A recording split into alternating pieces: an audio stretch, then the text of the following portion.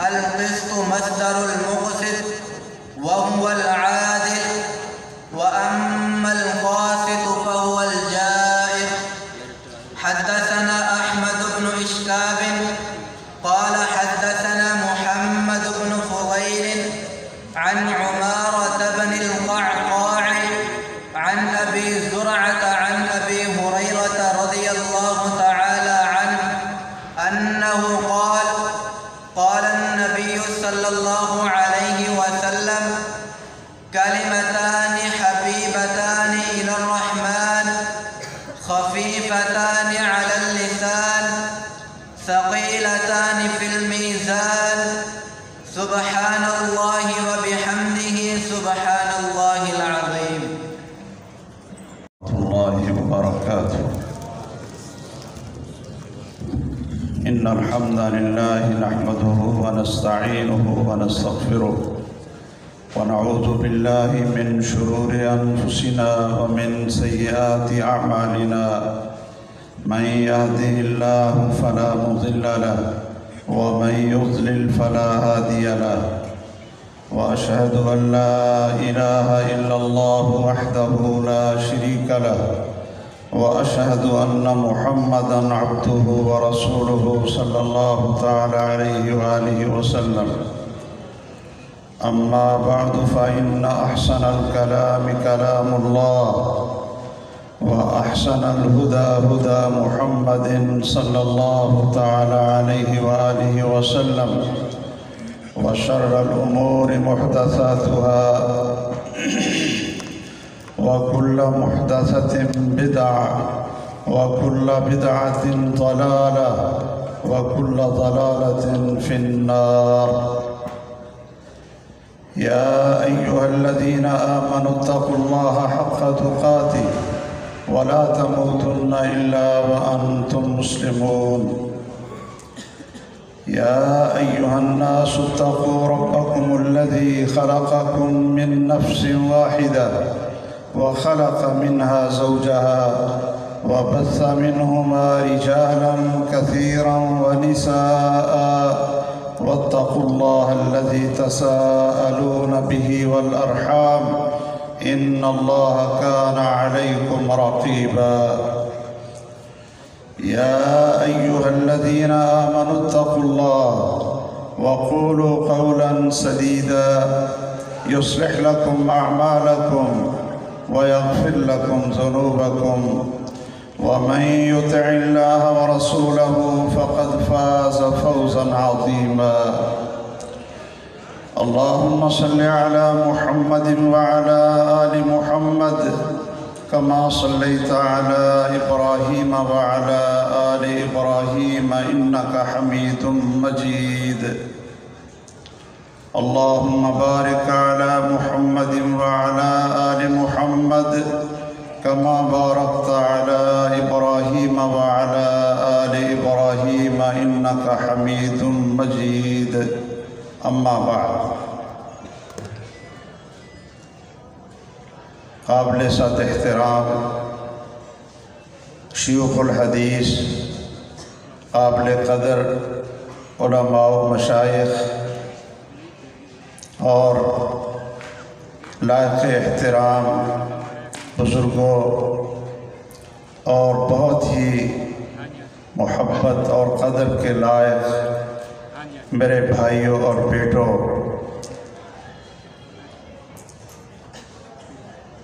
جس کتاب کی آخری حدیث آپ نے ایک ہمارے عزیز بیٹے سے، طالب علم سے سنی ہے، اور اس آخری باب اور آخری حدیث کے بارے میں کچھ گزارشات جو میں عرض کرنا چاہتا ہوں. یاد رکھیے، یہ وہ کتاب ہے جس کو پوری امت نے اصح الکتب بعد کتاب اللہ کا درجہ عطا فرمایا ہے. جب سے امام بخاری رحمہ اللہ نے اس کتاب کو لکھا اور آج صدیاں بیت گئیں، کوئی شخص بھی نہ تو اس کتاب کی کوئی مثال اور نقل اتار سکا اور نہ ہی اس سے بہتر کوئی کتاب، اس کی مثل کوئی کتاب ان سے پہلے اور ان کے بعد میں لکھ سکا۔ یہ اللہ کی شان ہے، اللہ تعالیٰ کی قدرت ہے کہ وہ جس کو اعزاز دے اور جس کو عظمت عطا فرمائے، دنیا کی کوئی طاقت وہ اعزاز اور عظمت ان سے چھین نہیں سکتی۔ یہ وہ کتاب ہے جس کا لقب اصح الکتب بعد کتاب اللہ، اور یہ وہ کتاب ہے کہ جس کو لکھنے والے نے جب لکھا ہے تو 16 سال اس کے لکھنے پہ لگائے اور 6 لاکھ احادیث سے اس کتاب کا انتخاب کیا اور 24 سال پھر اس کی تنقیح اور بار بار اس کی ترتیب، تراجم اور تنظیم پر لگایا اور یہ فرمایا جعلتہ حجۃ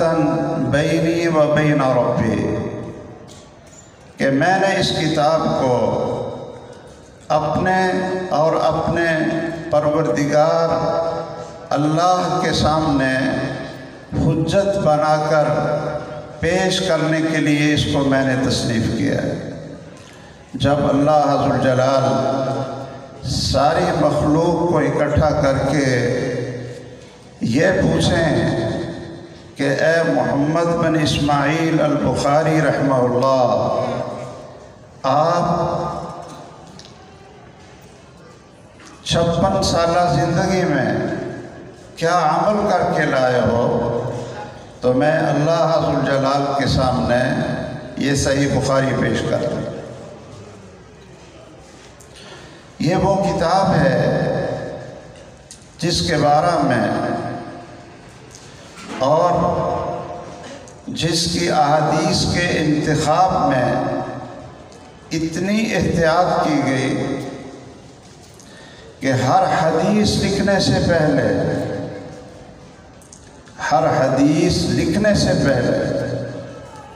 اس کے مصنف غسل کرتے ہیں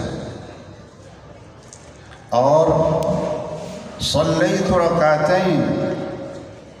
2 رکعت نماز ادا کرتے ہیں، واستخرت اللہ، اپنی جتنا اللہ عز وجل نے ان کو علم، بصیرت اور فقہ اور امامت اور جتنی خوبیاں عطا فرمائی تھی، ان سب کے نچوڑ کے بعد بھی واستخرت اللہ، میں اللہ سے پوچھتا ہوں، اللہ عز وجل سے استخارہ کرتا ہوں، وَتَيَقَّنْتُ مِنْ صِحَّتِي، اور جب تک اللہ عز وجل نے میرے دل میں یہ القاء اور الہام نہیں فرما دیا کہ یہ حدیث صحیح ہے، اتنی دیر تک میں نے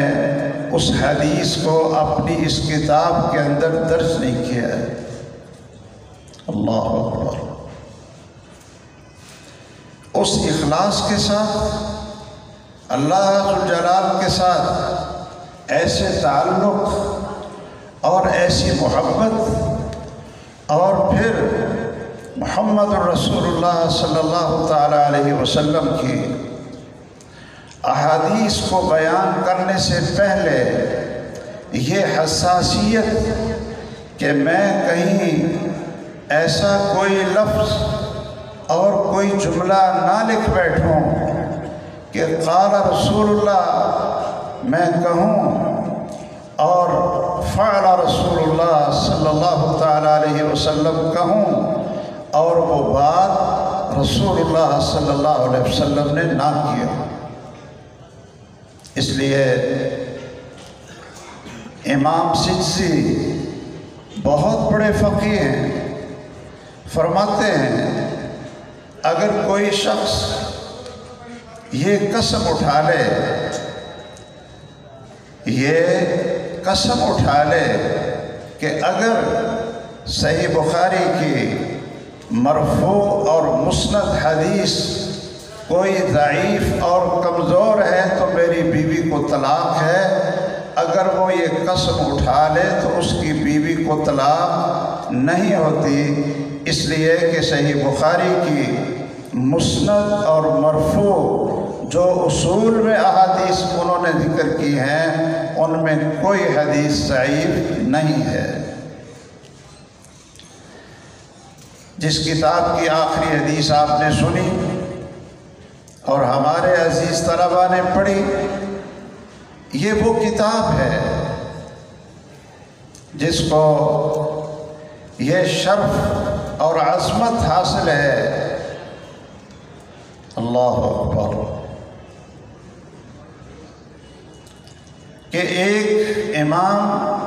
محدث اور فقیہ ان کے خواب کے ذریعے اس کتاب کو محمد الرسول اللہ صلی اللہ تعالیٰ علیہ وسلم نے اپنی کتاب کہا کہ یہ میری کتاب ہے۔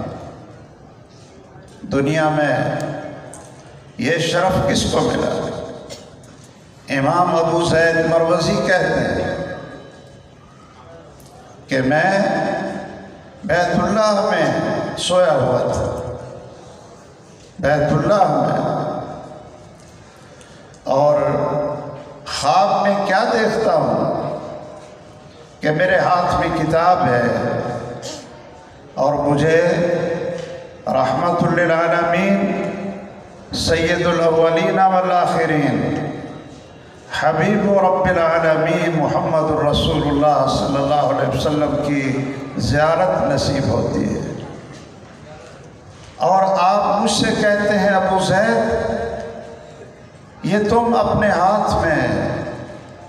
امام شافعی کی کتابیں اٹھائے پھرتے ہو، میری کتاب کب اپنے ہاتھوں میں اٹھا کر پڑھو گے؟ فرماتے ہیں میں نے پوچھا اے اللہ کے پیارے محمد صلی اللہ تعالیٰ علیہ وسلم آپ کی کتاب کون سی ہے؟ تو انہوں نے فرمایا کتاب محمد ابن اسماعیل البخاری، کہ امام محمد بن اسماعیل بخاری رحمہ اللہ کی کتاب الجامع الصحیح یہ میری کتاب ہے۔ اسی لیے اللہ عز و جلال نے اس کتاب کو وہ عظمت عطا کی کہ آج اگر کسی کو علم کے اعتماد کی سند دینی ہو یا کوئی مدرسہ اپنی کلاس کو آخری کلاس کو فارغ کر رہا ہو اور اس کے ہاتھ میں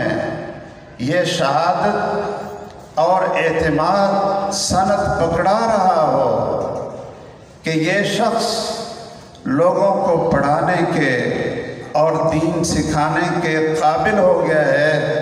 تو اتنی دیر تک اس کو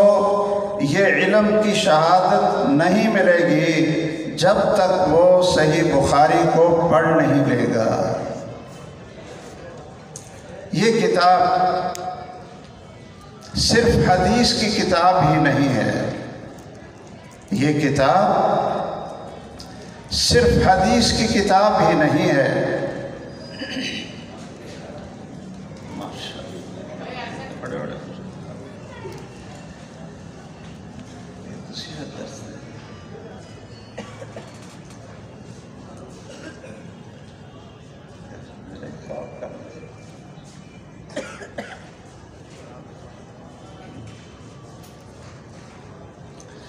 یہ کتاب صرف حدیث کی کتاب ہی نہیں ہے، یہ حدیث کی کتاب بھی ہے اور یہ تفسیر کی کتاب بھی ہے۔ اگر آپ امام بخاری کے صحیح البخاری میں پہلے باب سے شروع کریں، کتاب بدء الوحی، تو پہلے باب سے ہی وہ باب کو قائم کرتے ہیں بدء الوحی، اور وہاں سے ہی قرآن مجید کی آیات کو ذکر کرنا شروع کر دیتے ہیں۔ اور آخری باب دیکھ لیجئے کہ انہوں نے آخری باب میں بھی جب ایک بات کی ہے تو ساتھ ہی قول اللہ تعالی وَنَضَعُ الْمَوَازِينَ الْقِسْطَ لِيَوْمِ الْقِيَامَةِ، اس طرح آپ شروع سے لے کر آخر تک اگر صحیح بخاری میں قرآن کریم کی آیات کا شمار کریں گے تو آپ کو سینکڑوں نہیں ہزاروں آیات کی تفسیر اس کے اندر ملے گی، اور وہ تفسیر ملے گی جو صحابہ کرام نے، تابعین نے اور معتمد ائمہ دین نے کی ہوگی۔ یہ کتاب صرف حدیث اور تفسیر کی کتاب ہی نہیں، بلکہ یہ اصول الحدیث کی بھی کتاب ہے۔ اگر آپ کتاب العلم کو غور سے پڑھیں گے تو اس میں امام بخاری رحمہ اللہ نے اصول حدیث کا بھی ذکر کیا ہے، اور یہ کتاب اصول الفقہ کی کتاب بھی ہے کہ آپ اگر اس کے اندر کتاب الاعتصام بالکتاب والسنہ اس کو اور اس کے تراجم کو اگر آپ غور سے پڑھیں گے تو آپ کو اس کے اندر وہ اصول الفقہ ملے گی جو واقعتاً اصول الفقہ ہے اور قرآن اور حدیث کے فہم کے لیے جو بنیاد ہے۔ آپ اس کتاب کے اندر صرف اصول ہی نہیں ملیں گے، بلکہ اس کتاب کے اندر ایمانیات اور عقائد، انسان کا عقیدہ اللہ کے بارے میں، آخرت کے بارے میں، پیغمبروں کے بارے میں کیا ہونا چاہیے، یہ کتاب العقائد بھی ہے۔ کتاب الایمان سے شروع کر لیں، کتاب التوحید تک چلے جائیں، عقیدے اور ایمانیات یا الہیات کے جو بھی مشکل سے مشکل مسائل ہیں ان کا تذکرہ بھی امام بخاری رحمہ اللہ نے اس کے اندر کیا ہے۔ اور پھر یہ کتاب فقہ کی کتاب بھی ہے کہ اس کے اندر قرآن اور سنت کے فقہ وہ موجود ہے۔ فقہ کا معنی یہ ہے کہ قرآن سے اور محمد الرسول اللہ صلی اللہ علیہ وسلم کی حدیث مبارک سے جو انسان کی زندگی کی ضروریات ہیں، عقائد سے لے کر عبادات سے لے کر احکامات سے لے کر جتنی ضروریات ہیں وہ ساری کی ساری ایک کتاب کے اندر موجود ہوں، اور اس کا مستند قرآن ہو یا محمد الرسول اللہ صلی اللہ علیہ وسلم کا فرمان ہو، تو یہ صحیح بخاری فقہ الکتاب والسنہ کی بھی عظیم کتاب ہے۔ یہ کتاب زہد اور سلوک کی بھی یہ کتاب ہے کہ آپ اگر اپنے اندر کا تزکیہ کرنا چاہتے ہیں، بعض لوگوں نے، میں یہ باتیں اس لیے عرض کر رہا ہوں کہ بعض لوگوں نے ایمانیات اور عقیدے کا نام علم و کلام رکھ لیا اور اس کو فقہ سے نکال دیا۔ آپ جتنی فقہ کی، مروجہ فقہ کی کتابیں ہیں، نور العزا سے شروع کر لیں، قدور شریف پہ آ جائیں اور کنز الدقائق پہ آ جائیں، شرح بقایا پہ آ جائیں، ہدایہ شریف پہ آ جائیں اور فتاوی عالمگیر پہ آ جائیں، آپ کو ان کے اندر عقائد کی بحث نہیں ملے گی۔ کہتے ہیں جی وہ جا کر آپ علم کلام میں پڑھ لیں، وہ عقائد نسبی جا کر پڑھ لیں، ان کے اندر زہد اور تزکیہ نفس کے مباحث نہیں ہوں گے۔ کہتے ہیں جی وہ آپ صوفیہ کی کتابیں پڑھ لیں، اسی لیے لکھا ہوتا ہے کتابوں میں کہ ہمارا احکام اور فقہی مذہب وہ حنفی ہے اور ہمارا عقیدے کا مذہب وہ اشعری اور ماتریدی ہے، اور ہمارا تصوف کے اندر مذہب وہ نقشبندی ہے، سہروردی ہے، قادری ہے، چشتی ہے۔ اللہ عز و جلال کی کروڑوں رحمتیں ہوں امام بخاری رحمہ اللہ کے اوپر کہ جنہوں نے ایک ہی کتاب کے اندر پورے دین کے مسائل کو جمع کیا ہے اور اس کا نام کیا رکھا ہے؟ الجامع الصحیح المسند۔ باقی آگے نام آپ حضرات جانتے ہیں، میں چونکہ میرا وہ موضوع نہیں ہے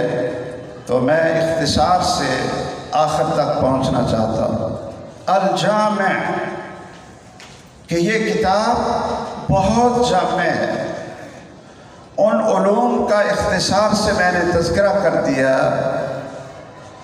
کہ جو انسان کو زندگی میں پیش آ سکتے ہیں، وہ تمام مسائل اس کتاب کے اندر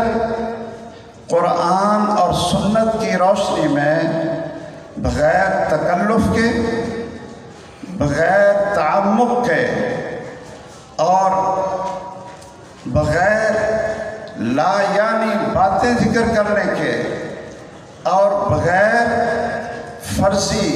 مسائل ذکر کرنے سے اور بغیر ایسے مسائل ذکر کرنے کے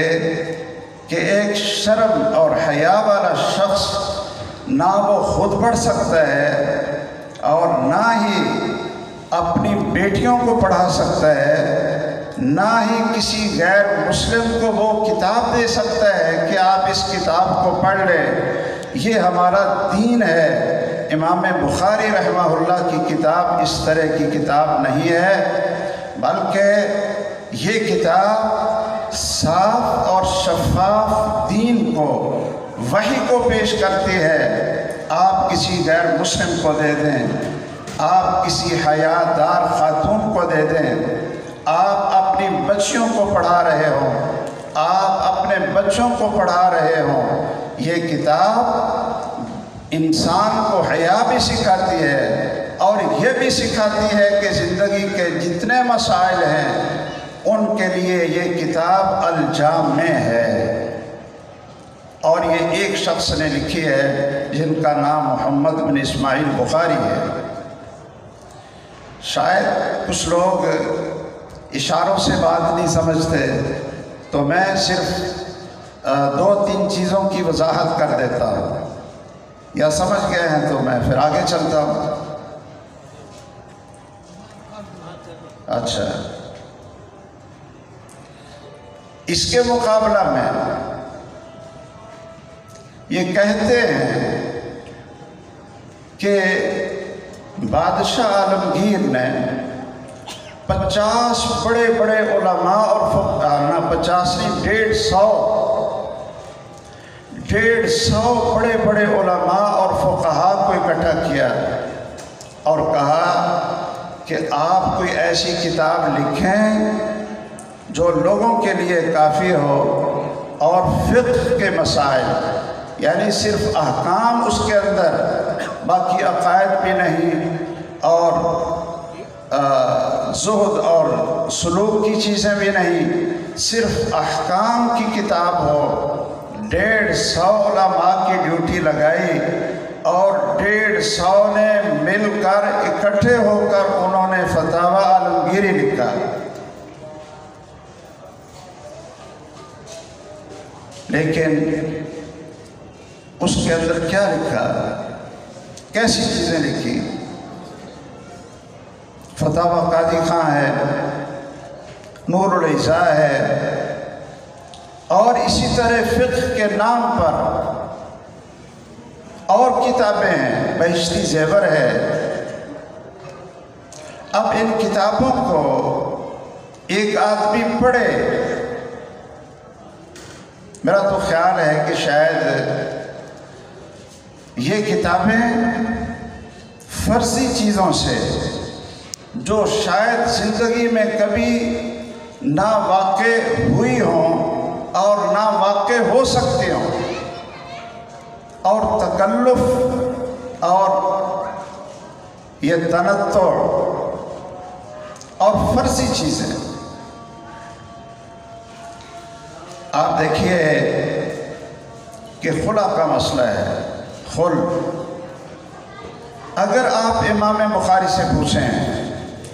صحیح بخاری کو پڑھنے پڑھانے والے ہمارے بہت ہی ذی وقار مفتی حضرات اور شیوخ الحدیث سے پوچھیں کہ ایک خامد اور بیوی کی آپس میں نہیں بنتی، اور خامد وہ زیادتی کرتا ہے، ظالم ہے، جیسا ہے، بیوی اس سے جان چھڑانا چاہتی ہے، تو اب کیا کریں؟ اب آپ حدیث سے پوچھیں گے، آپ ان شیوخ الحدیث سے پوچھیں گے، امام بخاری سے پوچھیں گے، وہ آسان طریقہ آپ کو بتا دیں گے کہ ٹھیک ہے، آپ قاضی کے پاس چلی جائیں، آپ کسی مفتی کے پاس چلی جائیں،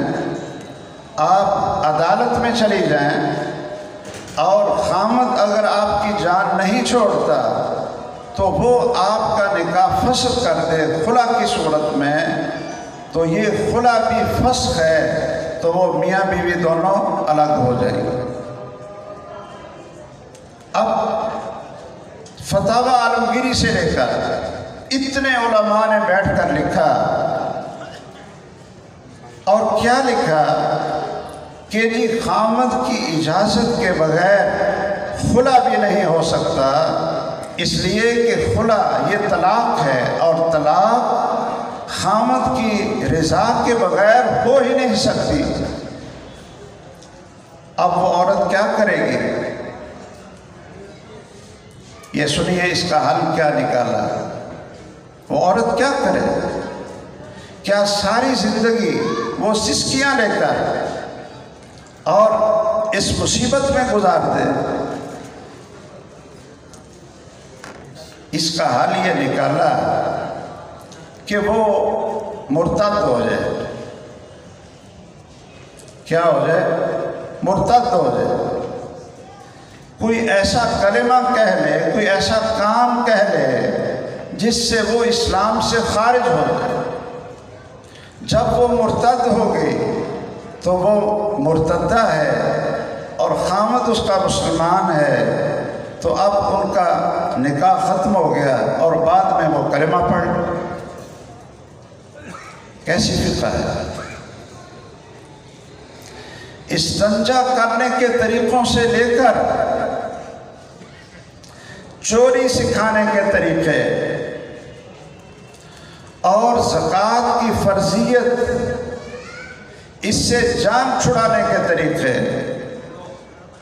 یہ آپ کو ماشاءاللہ فتاوی عالمگیری میں ملیں گے۔ کہ آپ کے اوپر زکوٰۃ فرض ہوتی ہے، آپ کے پاس اتنا زیور ہے کہ جس پہ زکوٰۃ فرض ہوتی، تو آپ سال گزرنے سے پہلے 1 مہینہ پہلے اپنی بیوی سے کہہ دیں کہ یہ میں نے آپ کو ہبہ کیا۔ اب پورا سال نہیں گزرا تو آپ پر زکوٰۃ فرض نہیں۔ اب یہ بیوی کے پاس بطور ہبہ وہ اس کی مالکہ بن گئی۔ جب 11 مہینے گزر جائیں تو بیوی اپنے خاوند سے کہے کہ یہ میں نے آپ کو ہبہ کیا، نہ اس پر زکوٰۃ فرض ہے نہ اس پر زکوٰۃ فرض ہے، اور سارا سال 11 مہینے ایک دوسرے کو ہبہ کرتے پوری زندگی بھی زکوٰۃ نہ دیں تو وہ اللہ کے ہاں مجرم نہیں۔ یہ اللہ کے فرائض سے جان چھڑانے کے طریقے اور چوری کے طریقے، کہ اگر دو شخص ایک گھر کے اندر داخل ہو جائے اور دوسرا باہر ہے، جو گھر میں داخل ہوا وہ گھر سے قیمتی چیزیں اٹھائے اور دیوار پر رکھ اور باہر آ جائے، اور جو باہر والا ہے وہ وہاں سے اٹھائے، اب قاضی کے پاس یا حاکم اور جج کے پاس یہ مسئلہ چلا جائے تو جس بیچارے کی چوری ہوئی ہے وہ لاکھوں اربوں کی کیوں نہ ہو، وہ چوری ثابت نہیں کر سکے گا، اس لیے کہ یہ جو مال چرایا گیا ہے اس میں ہیلہ ایسا اختیار کیا گیا کہ نہ تو اندر سے اکٹھا کرنے والے کے ہاتھ کو کاٹا جائے گا اور نہ باہر سے اٹھانے والے کے ہاتھ کو کاٹا جائے گا۔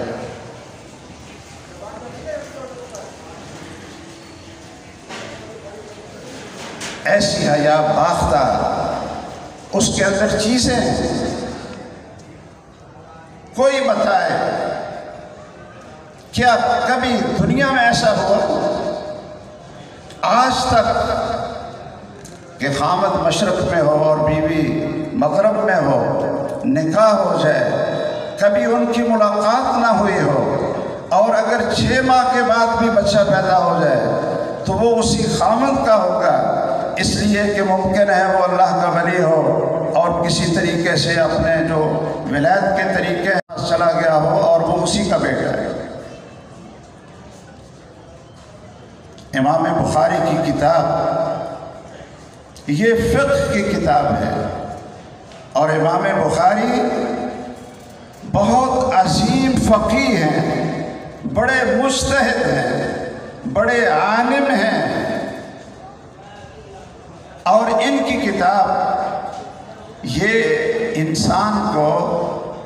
فقیہ بناتی ہے۔ ہمارے استاد محترم، استاد گرامی حافظ محمد گوندلوی رحمہ اللہ، جب اس سے صحیح بخاری پڑھی تو وہ فرمایا کرتے تھے کہ یہ صحیح بخاری یہ صرف فقہ کی کتاب ہی نہیں ہے، بلکہ یہ فقیہ گھر ہے کہ جو شخص اس کو سمجھ کر پڑھتا ہے، اس کے جو تراجم ہیں، ابواب ہیں، ان پر غور کر کے اس کو پڑھتا ہے تو پڑھنے والا شخص بھی فقیہ بن جاتا ہے،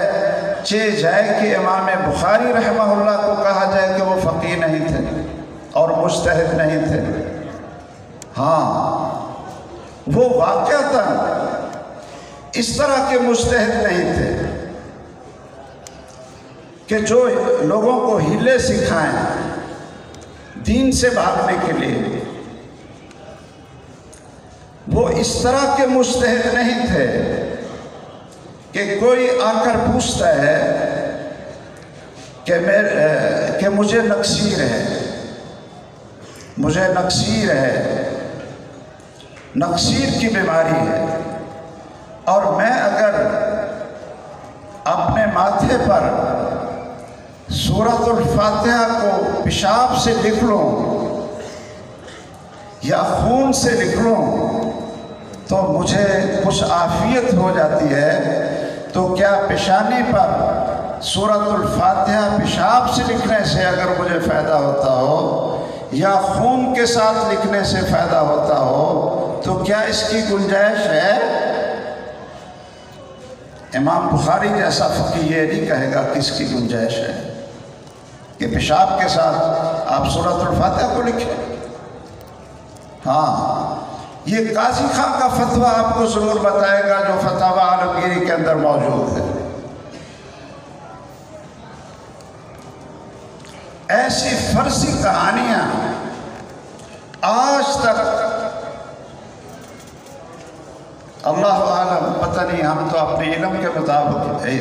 یہ بات کر سکتے ہیں، شاید آپ سب کا علم ماشاءاللہ بہت وسیع ہے کہ مرد نے اگر روزہ رکھا ہے، مرد روزہ رکھا ہے اور وہ کہیں لذت حاصل کرنے کے لیے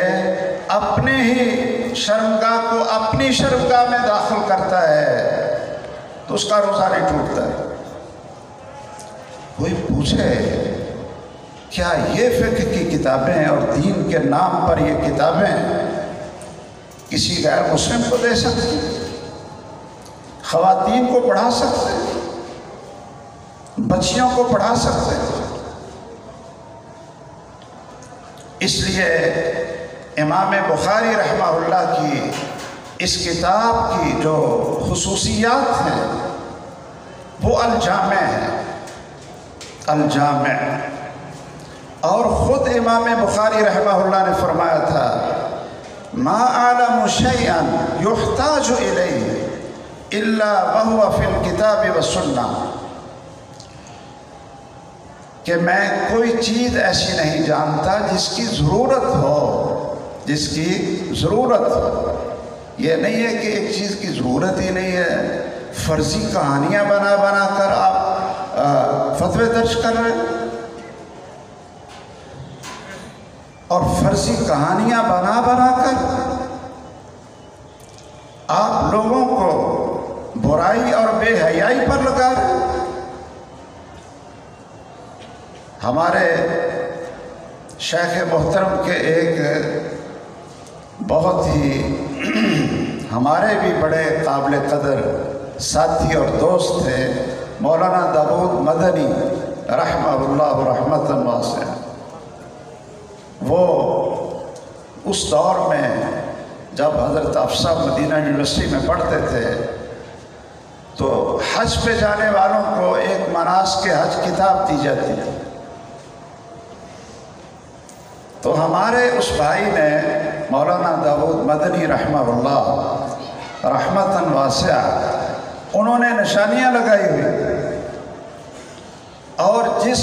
مرد اور خاتون کے ہاتھ میں وہ کتاب دیکھتے وہ اس سے لے کر وہ صفحہ نکال کر جب اس کو دکھاتے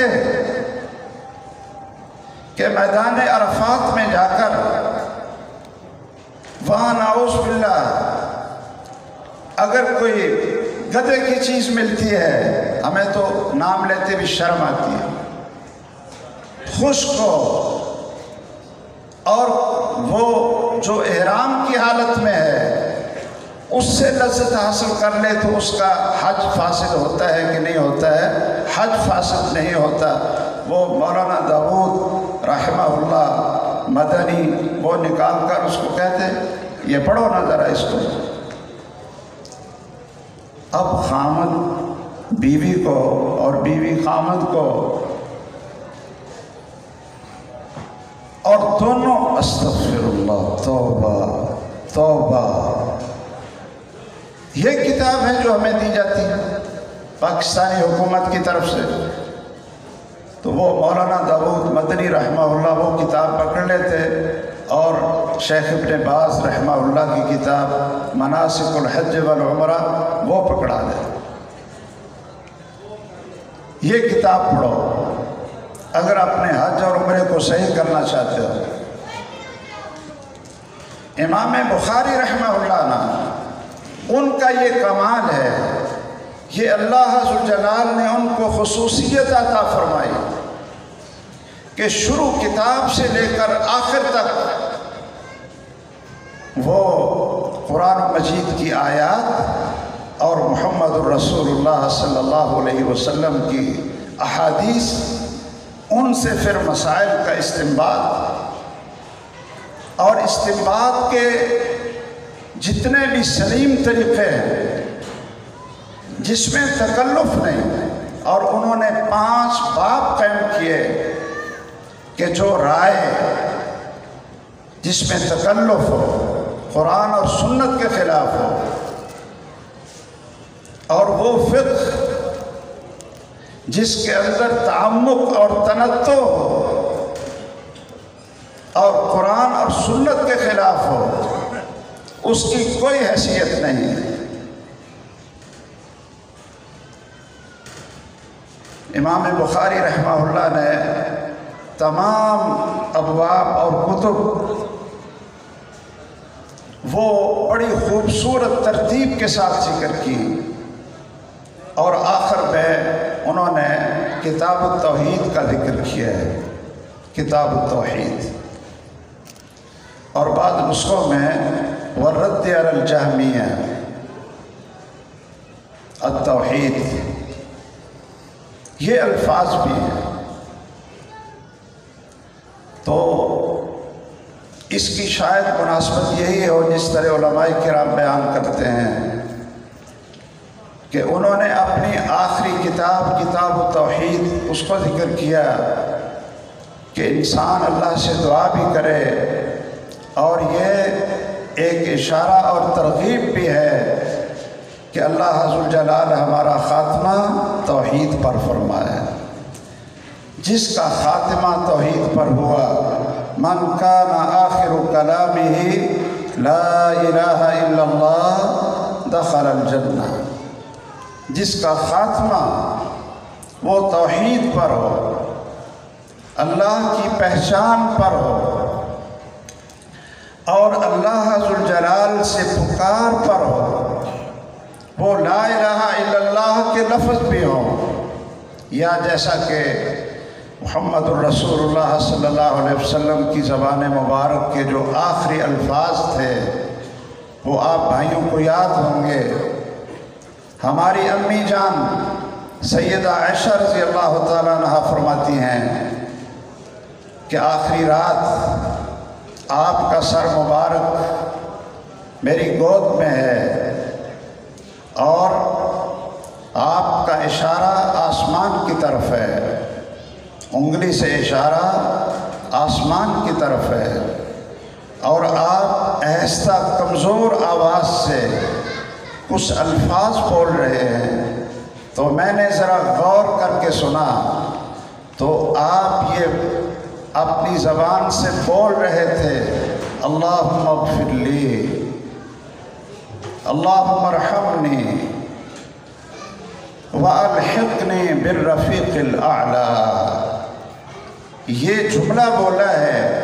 تو آپ کی انگلی نیچے گر گئی،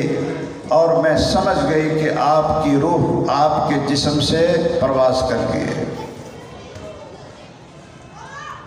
سیدنا عمر بن عبدالعزیز رحمہ اللہ، ان کے بارے میں کہ جب وفات کا وقت ہوا تو ان کی زبان مبارک سے قرآن مجید کے یہ الفاظ نکل رہے تھے تِلْكَ الدَّارُ الْآخِرَةُ نَجْعَلُهَا لِلَّذِينَ لَا يُرِيدُونَ عُلُوًّا فِي الْأَرْضِ وَلَا فَسَادًا۔ اللہ اکبر۔ تو کتاب التوحید کے خاتمہ اللہ کی معرفت، اللہ سے بخشش طلب کرتے ہوئے، اللہ کو پکارتے ہوئے، قرآن کی تلاوت کرتے ہوئے، لبیک اللہم لبیک پکارتے ہوئے کسی چیز پر اس کا خاتمہ ہو جاتا ہے تو اللہ ذوالجلال اس کے لیے جنت کے دروازے کھول دیتے ہیں۔ اس کتاب کے اندر امام بخاری رحمہ اللہ نے اللہ کی پہچان کروائی ہے، اللہ کیا ہے، سب سے بڑی توحید۔ اور انسان کے اندر اللہ کے ساتھ سب سے زیادہ محبت، سب سے زیادہ تعلق اور اس سے ملاقات کا شوق اور اس کی نعمتوں کا شکر اور دل کی اللہ کے ساتھ ہر وقت لگاؤ، جس میں خوف بھی ہو، اللہ کی رحمت کی امید بھی ہو۔ یہ ساری چیزیں انسان کے اندر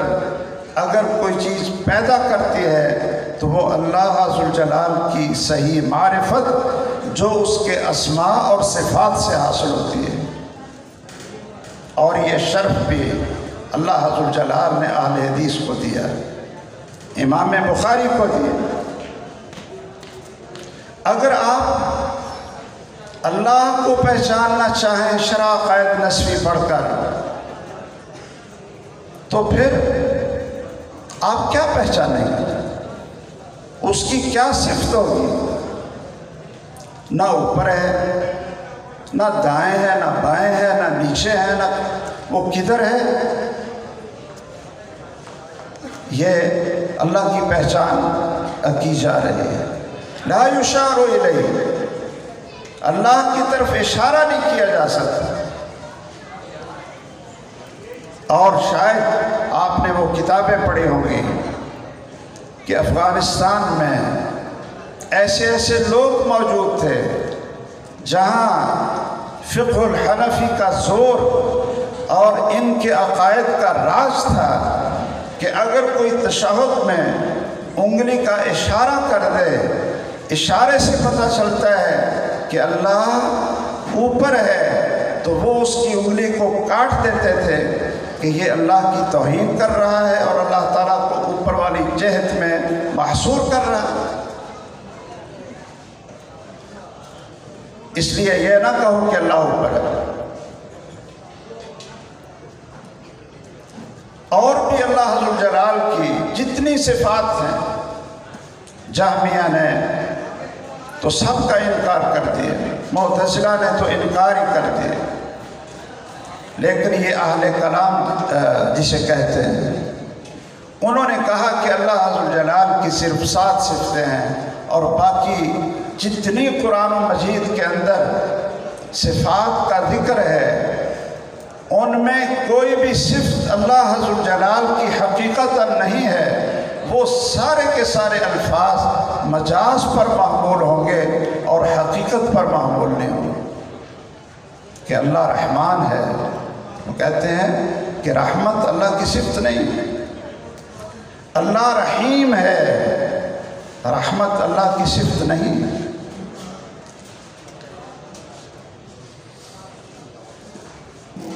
قرآن مجید کے شروع سے لے کر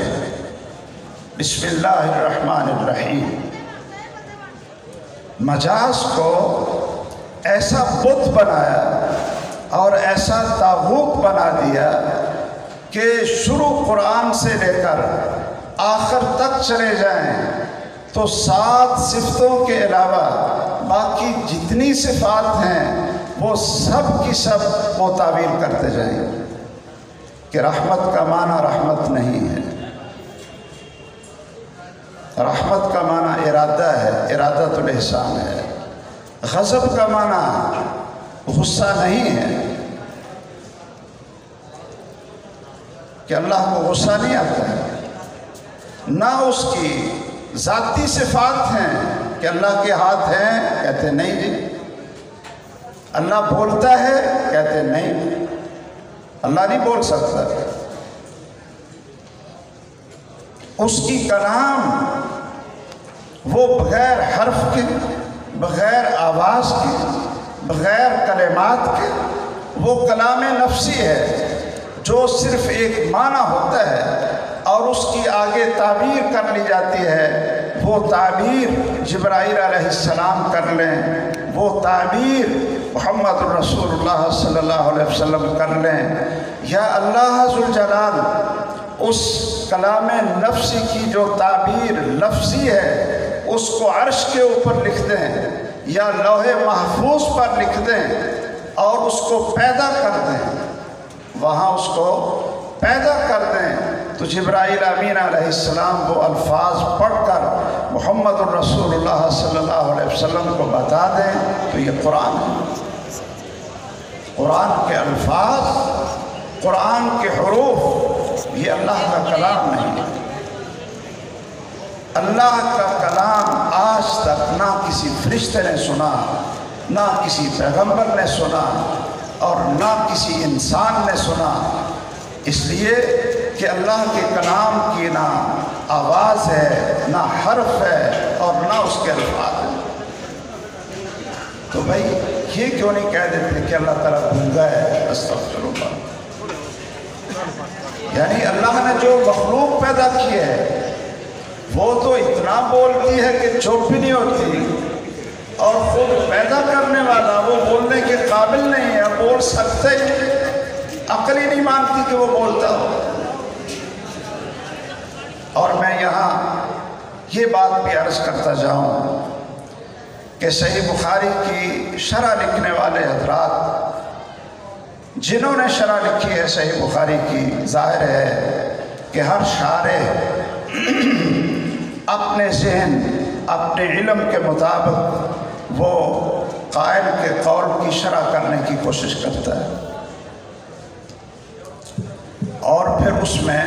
کیا ہوتا ہے، وہ اپنا ذہن اس میں ڈال دیتا ہے کہ امام بخاری کا یہ مقصد ہے، امام بخاری کا یہ مقصد ہے۔ اس کی مثال یہ صرف علماء کے لیے مثالیں ہوتی ہیں، اس کی مثال یہ فتح الباری ہے۔ امام ابن حجر رحمہ اللہ رحمتاً واسعہ بہت بڑے امام ہیں، حدیث کے امام ہیں اور رجال کے امام ہیں، جرح اور تعدیل کے امام ہیں اور فقہ کے امام ہیں، اور انہوں نے بڑی عظیم خدمت کی ہے صحیح بخاری کی، اس میں کوئی شک نہیں۔ لیکن عقائد کے معاملہ میں، اسماء اور صفات کے معاملہ میں، اللہ عز و جلال کی صفات اور اسماء کے معاملہ میں ہم امام ابن حجر رحمہ اللہ کی شرح پر اور جو وہ اس کی تفسیر اور تعویل بیان کرتے ہیں ہم اس پر اعتماد نہیں کرتے۔ ان کے علمی نکات ہماری سر آنکھوں پر، لیکن توحید الاسماء والصفات میں اور کچھ عقائد جو وہ اپنے اساتذہ سے انہوں نے پڑھا، جو اشاعرہ تھے، اور وہ چیزیں پڑھتے پڑھاتے ان کے ذہن میں بیٹھ گئیں، اور انہوں نے فتح الباری میں بھی ان آیات کی اور ان احادیث کی شرح اس انداز سے کی کہ انہوں نے اس کی تعویل کر لی۔ اور آپ طلباء کو کم از کم پتہ ہونا چاہیے کہ شیخ ابن باز رحمہ اللہ انہوں نے فتح الباری کی پہلی 3 جلدوں پر، کیوں جی فتح الباری تو آپ نے دیکھی ہے کہ نہیں دیکھی؟ دیکھی ہے؟ اچھا، ماشاءاللہ، بہت اچھا جی۔ انہوں نے پہلی 3 جلدوں پہ تعلیق لکھی ہے، اور جہاں جہاں بھی امام ابن حجر رحمہ اللہ سے عقائد کے معاملہ میں وہ توسل بذات کے قائل ہیں، تبرک بذات کے قائل ہیں، اور ہمارا اہل حدیث کا منہج تبرک بذات یا توسل بذات، تبرک بذات النبی صحیح ہے، لیکن توسل بذات یہ ہمارا عقیدہ نہیں۔ انہوں نے ہر جگہ پر جہاں انہوں نے تعویل کی ہے تو انہوں نے تعلیق لگا دی۔ ابھی ایک ساتھی مجھ سے پوچھ رہے تھے جی امام بخاری رحمہ اللہ نے فضائل ترغیب اور ترہیب کی روایات میں اتنی شدت نہیں کی جتنی احکام کی روایات میں کی ہے، تو کیا امام بخاری اپنی صحیح بخاری میں فضائل، ترغیب اور ترہیب میں کمزور احادیث بھی قبول کر لیتے تھے اور لے آئے ہیں؟ تو میں نے کہا کہ یہ نا کہیں فتح الباری پڑھ کر یہ بول رہا ہے، یہ فتح الباری پڑھ کر انہوں نے کہیں لکھ دیا ہوگا کسی راوی کے بارے میں کہ اس میں یہ کمزوری ہے، اور یہ چونکہ من باب الفضائل تھا اس لیے امام بخاری لے آئے۔ ہمیشہ متکلم کا کلام اس کے عقیدے کو سامنے رکھ کر، اس کا اپنا عقیدہ کیا تھا اس کو پڑھا جائے اور اس کے مطابق پھر اس کلام کی شرح کی جائے۔ بہت مشہور ایک جملہ ہے کتاب الاعتصام بالکتاب والسنہ میں، امام بخاری رحمہ اللہ فرماتے ہیں باب من شبہ اصلا معلوما باصل مبین قد بین النبی صلی اللہ علیہ وسلم حکمہما لیفہم السائل یا لیفہم السائل، کہ امام بخاری کہتے ہیں کہ ایک معلوم چیز، مبین چیز، اور دوسری بھی مبین چیز، دونوں کا حکم رسول اللہ صلی اللہ علیہ وسلم نے واضح کر دیا شریعت نے، لیکن سمجھنے والے کو سمجھ نہیں آ رہی، اور آپ ایک مسئلے کو جو مبین ہے، بین النبی صلی اللہ علیہ وسلم حکمہما، دوسرے مبین مسئلے کو ذکر کر کے اس کو تشبیہ دیتے ہیں تاکہ سائل کو سمجھ آ جائے۔ تو شارحین جو لکھنے والے ہیں وہ چونکہ سمجھتے ہیں کہ رائے اور قیاس یہ بھی حجت ہے، جس طرح قرآن حجت ہے، اس کے بعد قرآن میں وہ چیز نہ ہو تو پھر کہتے ہیں حدیث حجت ہے، حدیث میں وہ چیز مذکور نہ ہو تو کہتے ہیں اجماع ہے، اگر وہاں نہ ملے تو کہتے ہیں جی قیاس ہے۔ اور امام بخاری کے اس باب سے امام ابن حجر نے کیا نکالا کہ امام بخاری بتانا چاہتے ہیں کہ قیاس کی دو قسمیں ہوتی ہیں، ایک قیاس صحیح ہوتی ہے، ایک قیاس فاسد ہوتی ہے۔ اب آپ اگر صرف اس جملے پر غور کریں تو کیا جو قیاس ہوتا ہے اس میں تو جو اصل ہوتا ہے اس کا حکم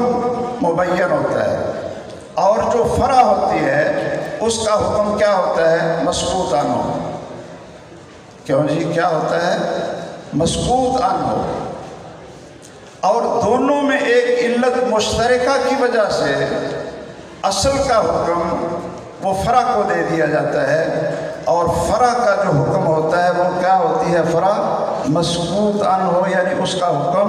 قرآن حدیث میں بیان نہیں ہوتا۔ تو اب امام بخاری تو کہہ رہے ہیں من شبہ اصلا معلوما باصل مبین قد بین النبی صلی اللہ علیہ وسلم حکمہما، تو کیا اس میں فرع مسکوت عنہ آتی ہے؟ کیوں جی یہ کہاں ہے فرع جو مسکوت عنہ ہوتی، اور اصل کا حکم وہاں متعدی کرنا تھا، لیکن چونکہ اس کی شرح کرنے والے قیاس کو حجت سمجھتے تھے۔ امام بخاری رحمہ اللہ کے جو استدلالات کے انواع ہیں یہ ایک الگ موضوع ہے کہ وہ دلالت النص سے استنباط کرتے ہیں، فحوى الخطاب سے وہ استنباط کرتے ہیں، اور لحن الخطاب سے وہ استنباط کرتے ہیں، جس کو عام اصولی وہ قیاس بالاولیٰ کہتے ہیں، اور ہم یہ کہتے ہیں کہ ٹھیک ہے آپ اس کا نام قیاس بالاولیٰ رکھ لو، لیکن وہ سب کتابوں کے اندر لکھا ہوتا ہے کہ یہ دلالت النص ہے، اور یہ فحوى الخطاب ہے اور لحن الخطاب ہے۔ سوالوں کا جواب آپ صاحب سے لیں۔ اچھا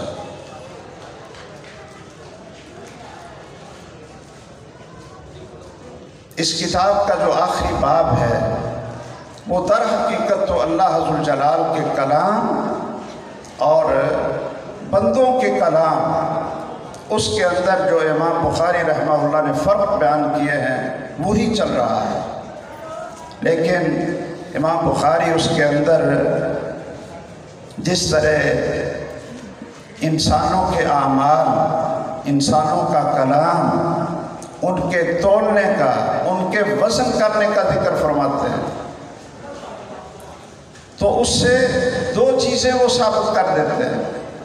ایک کہ اللہ ذو الجلال کے کلام کی یہ خوبی ہے کہ وہ انسانوں جیسا کلام نہیں ہے۔ انسان کا کلام انسان کا اپنا عمل اور اس کی مخلوق ہے، اللہ کی مخلوق ہے، انسان کا فعل ہے، اور اللہ ذو الجلال کا کلام وہ اس کی صفت ہے، غیر مخلوق ہے۔ اور پھر اعمال کے وزن کا ذکر کرتے ہیں اور قرآن مجید کی آیت بطور دلیل بھی پیش کرتے ہیں۔ میں چلتے چلتے صرف یہ بات یہاں بھی عرض کر دوں کہ بعض شارحین نے یہ لکھا کہ امام بخاری رحمہ اللہ وہ جب کتاب التوحید میں الاسماء والصفات کا ذکر کیا تو وہ قرآن کی آیات کے احادیث کے ساتھ انہوں نے قرآن کی آیات کا ضرور ذکر کیا۔ کیوں؟ کہتے ہیں جی اس لیے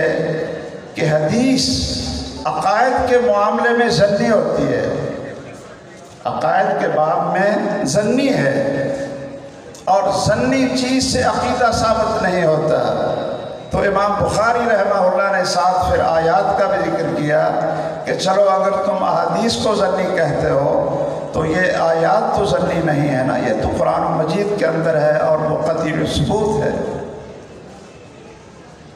میں یہ سمجھتا ہوں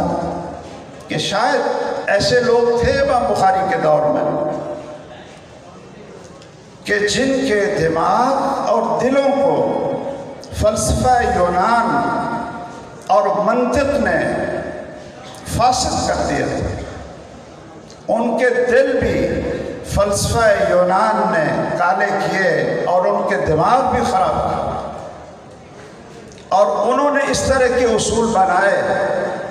مجاز کو ایسا بت بنا کر اس میں داخل کیا، اور اسی طرح یہ احادیث کو ظنی کہہ کر، خبر واحد کو ظنی کہہ کر کہ قرآن کی ساتھ آیت کو ملائیں گے تو وہ مسئلہ ثابت ہوگا، ورنہ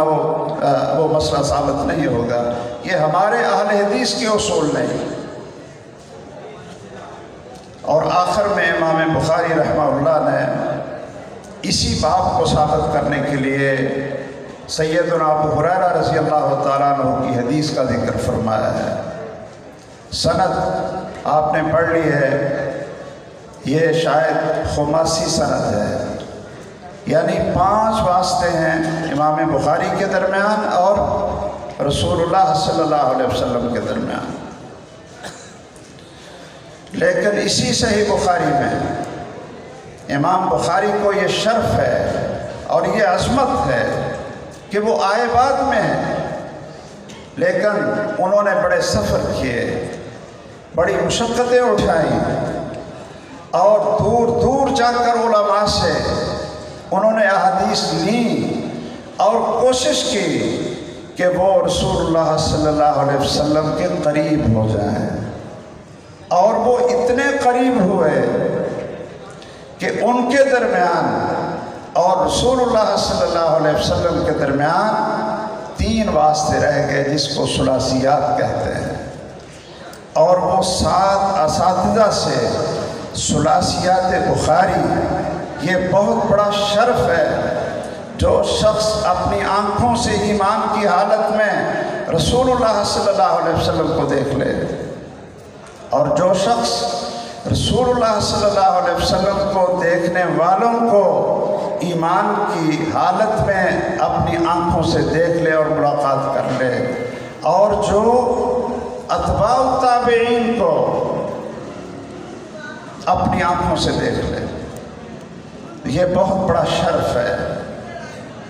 حدثنا محمد بن عبد الله الانصاری عن حمید عن انس قال قال رسول اللہ صلی اللہ تعالی علیہ وسلم۔ خماسی ہے اور سند یہ اسلام کی بنیاد ہے، اسلام کی دین کی بنیاد ہے۔ آپ سے کوئی شخص کوئی بات پوچھتا ہے، کوئی حدیث بیان کرتا ہے، تو آپ کے پاس جو مضبوط ہتھیار ہے وہ کیا ہے؟ سند لاؤ، سند لاؤ۔ یا تو قرآن مجید کی آیت پڑھو اور یا پھر رسول اللہ صلی اللہ علیہ وسلم کی بات پیش کرو اور سند کے ساتھ پیش کرو۔ الاسناد من الدین لولا الاسناد لقال من شاء ما شاء۔ سیدنا ابو ہریرہ رضی اللہ تعالیٰ عنہ کی یہ روایت امام بخاری آخر میں ذکر کرتے ہیں کہ رسول اللہ صلی اللہ علیہ وسلم نے فرمایا کلمتان حبیبتان الی الرحمن، دو کلمے، یہاں کلمہ سے مراد وہ نحوی کلمہ نہیں ہے جو آپ لوگ نحو میں پڑھتے رہتے ہیں نا، شاید قواعد النحو پڑھتے ہیں یا کوئی اور کتاب پڑھتے ہیں، قواعد النحو کے بعد پھر سیدھا شرح ابن عقیل پہ چلے جاتے ہیں۔ آج کل تو یہی نصاب چلتا ہے میرا خیال۔ نہیں کفاش کو نہیں،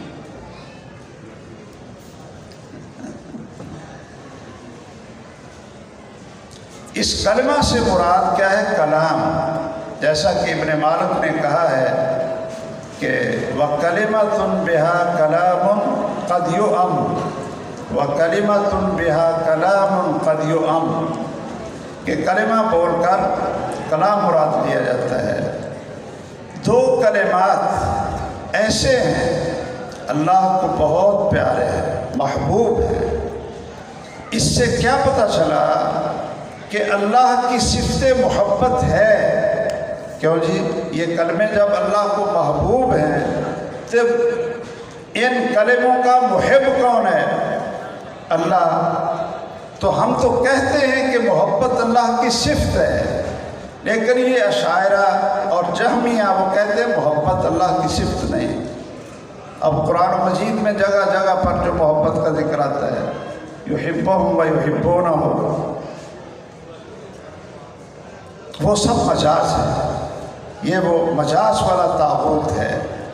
امام ابن قیم رحمہ اللہ نے مختصر الصواعق میں اس مجاز کو وہ طاغوت قرار دیا جس کو لے کر معتزلہ نے، جہمیہ نے، اہل کلام نے، اشاعرہ نے قرآن کے شروع سے لے کر آخر تک یہ طاغوت کا کلہاڑا چلا کر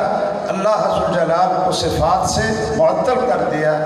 اور یہ بھی نہیں پتہ چلا کہ اللہ تعالیٰ ہے کہاں، ابھی تک یہ نہیں پتہ چلا۔ پتہ نہیں معراج کو آپ اوپر کیوں گئے تھے؟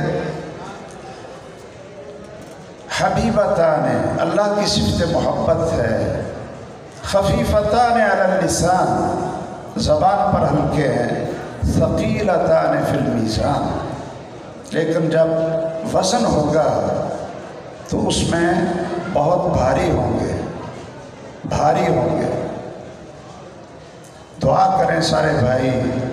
کہ جب قیامت کے دن ہمارے اعمال اور اقوال، ہمارے ایمان،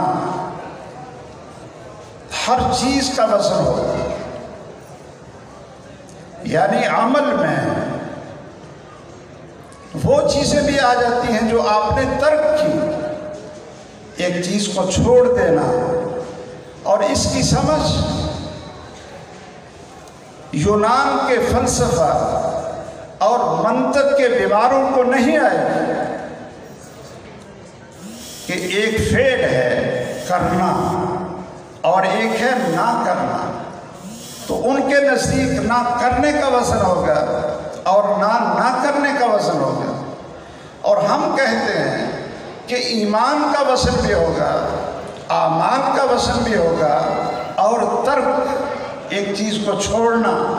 ہمارے نزدیک وہ بھی عمل ہے، اس کا وزن بھی ہوگا۔ آپ کے دل میں اللہ کی محبت ہے اور اللہ کے رسول صلی اللہ علیہ وسلم کی محبت ہے، اس کا وزن بھی ہوگا۔ اور آپ کے دل میں اللہ تعالیٰ اور اس کے رسول کے دشمنوں کا بغض ہے، یہ بغض کا بھی وزن ہوگا۔ باقی اگر کوئی یہ کہتا ہے جی یہ پھر کیسے وزن ہوگا، اس کا تو کوئی جسم نہیں ہے، یا پھر اس کو جسم دے دیے جائیں گے، او بھائی اللہ سے پوچھتے ہو، اللہ سے پوچھتے ہو۔ پچھلے دنوں ایک جگہ پر درس تھا تو ایک نوجوان ماشاءاللہ ساتھی کہتے تھے یہ بہت بڑا لکھا ہے اور سوال کرنا چاہتا ہے۔ میں نے کہا جی فرمائیں جی۔ کہتا ہے جی آج کل رجب میں یہ معراج کا واقعہ بیان کرتے ہیں علماء کرام اور کہتے ہیں کہ آسمانوں کے دروازے تھے، تو آسمان کے دروازے تو ہیں ہی نہیں، سائنس کہتی ہے کہ آسمان کے دروازے کوئی نہیں، اور اگر آسمان کا کوئی دروازہ ہو تو آسمان تو ویسے ٹوٹ پڑے، گر جائے اور آسمان سارے تباہ و برباد ہو جائے اگر اس کے دروازے ہوں۔ میں نے کہا کہ بیٹا جی آپ ذرا آگے آ جائیں، تو میں نے پوچھا کہ آسمان یہ آپ نے بنایا ہے یا اللہ تعالیٰ نے بنایا ہے؟ کہتا جی اللہ نے بنایا۔ میں نے کہا دیکھ لیں آپ نے بنایا ہو یا آپ کے سائنسدانوں نے بنایا ہو یا اللہ نے بنایا۔ کہتا جی اللہ نے بنایا۔ تو میں نے عرض کیا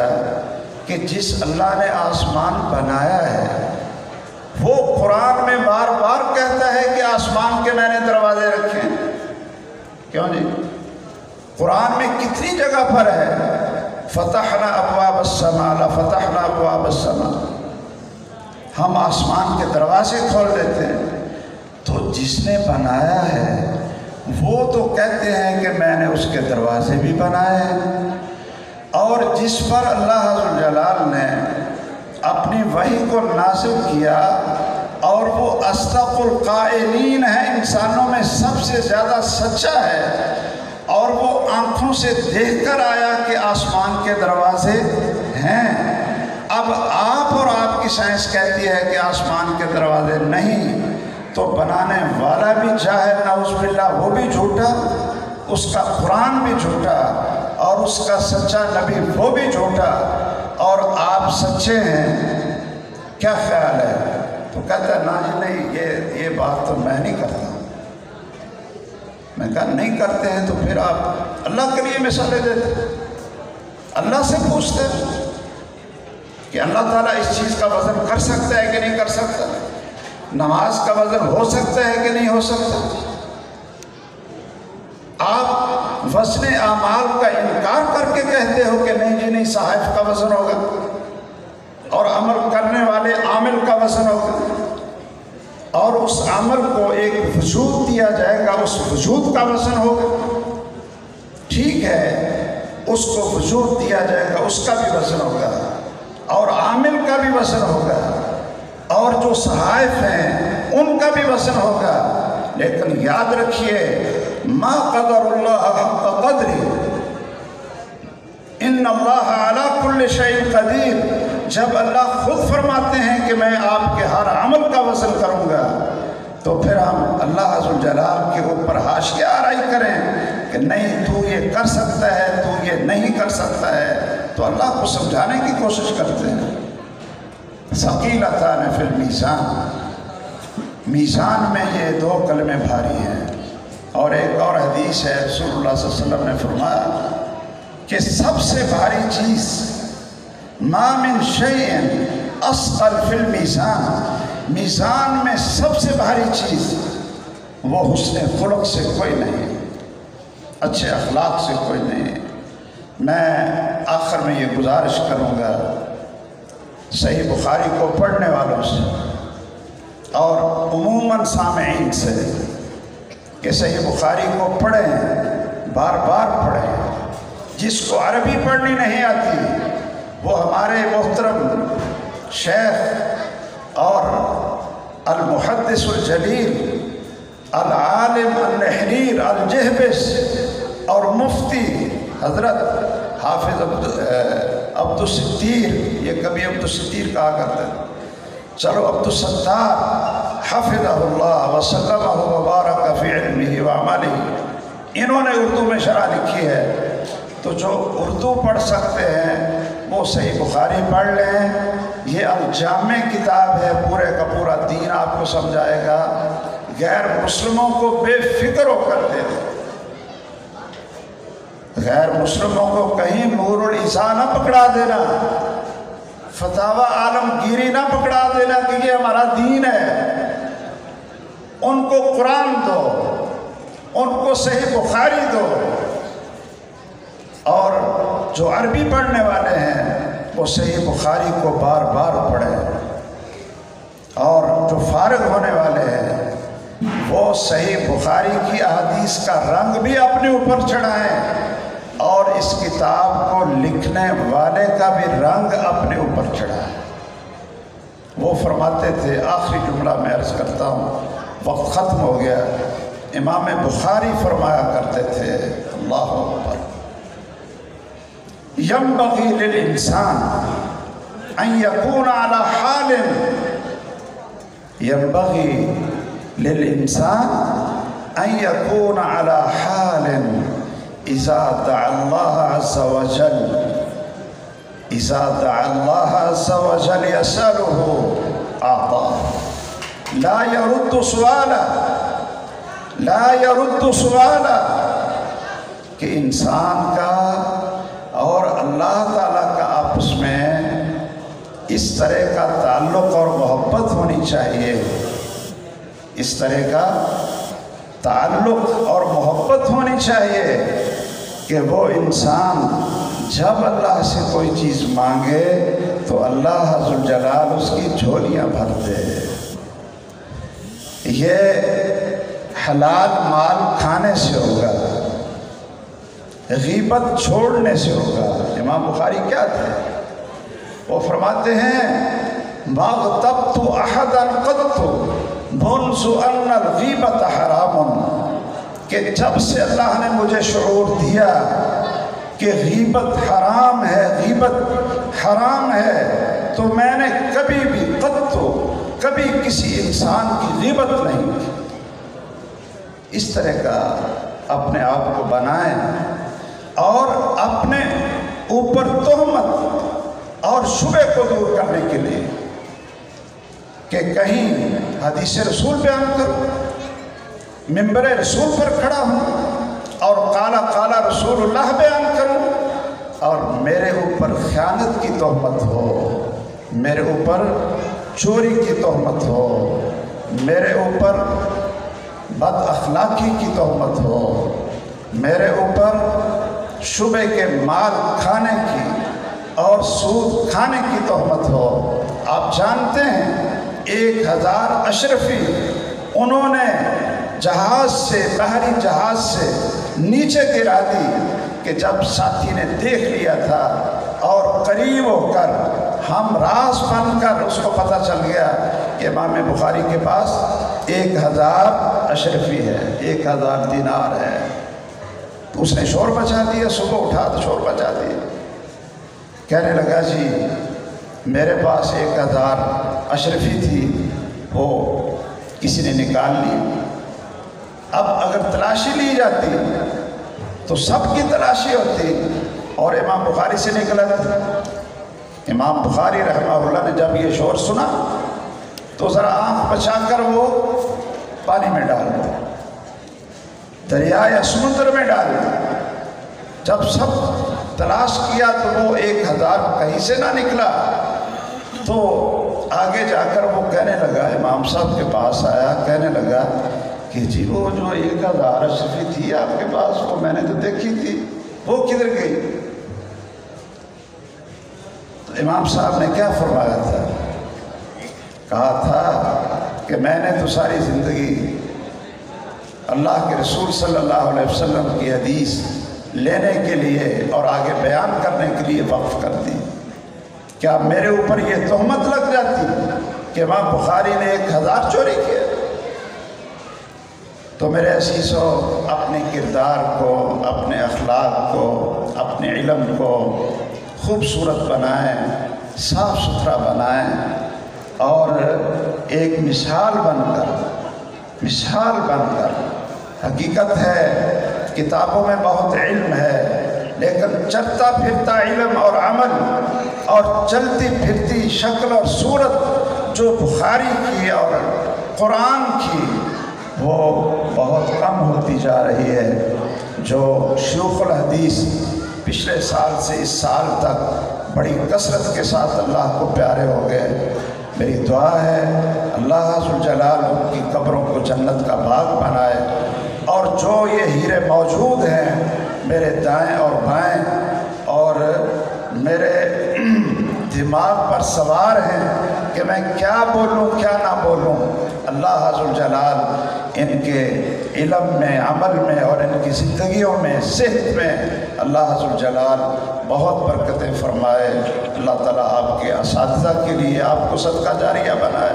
اور امت کا آپ کو قیمتی اثاثہ بنائے، اور جو ادارے چلانے والے حضرات ہیں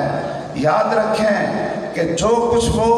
خرچ کر رہے ہیں حقیقت ہے اس سے بہتر دنیا میں اور کوئی جگہ نہیں ہے جہاں سے آپ اللہ کے رسول کے ورثاء پیدا کر کے، علماء ربانی پیدا کر کے، معاشرے کو شرک اور بدعات کے اندھیرے سے نکال کر قرآن اور سنت کے روشنی کی طرف لانے کے لیے جو آپ علماء اور طلباء تیار کر رہے ہیں، اس سے بہتر خرچ کرنے کی اور کوئی جگہ نہیں ہے۔ اقول قولی ھذا واستغفر اللہ لی ولکم۔ جو صحیح بات ہو سکی اللہ کی طرف سے ہے، اللہ اس کو قبول فرمائے، اور جو مجھ سے خطا ہو گئی ہو وہ میری طرف سے ومن نفسی ومن الشیطان، اللہ مجھے اس سے معاف فرمائے۔ سبحانک اللہم وبحمدک، اشہد ان لا الہ الا انت، استغفرک واتوب الیک۔